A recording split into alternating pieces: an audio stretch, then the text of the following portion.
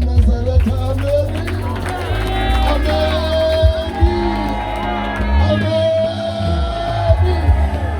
Ndingunhlane, ndingudinga, ndingunqabane, ndingumthwa, ndingunhlane, ndiyazalwa phakathi clock. Igama lam ke ndingubulelani, kodwa ke ndaziwa ngeli ke likaPastor D. Ndibulisile bethunana, ndiyanibona nibahle, ndiyaqonda bonke abalapha baqhela umamela ngolwesihlanu. Silapha namhlanje as this group bangcwele ukuze sizohlabelela kutata.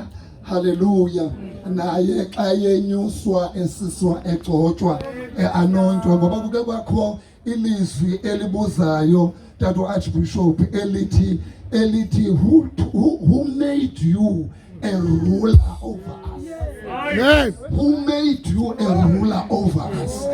Yona inkokheli yazalwa ngoba uMoses wayezelwe as a leader, kodwa xa kufika ithuba lokuba ayoba yilida kwabuza umbuzo ezenza, ngoba sometimes umuntu uyakwazi uzenza ilida engekenziwa kwakho.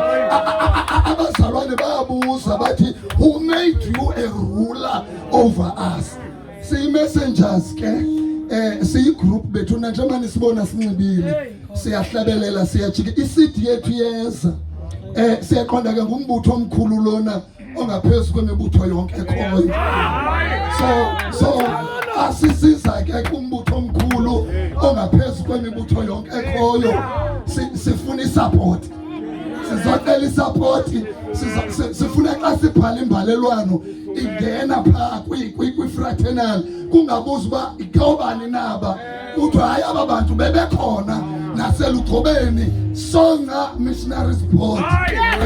Sithi phambili nathi siyahlabela egameni lenkosi. Amen. Sawuhlabela nje siphume bishop. Bongani Majerusalema. Bongani Majerusalema.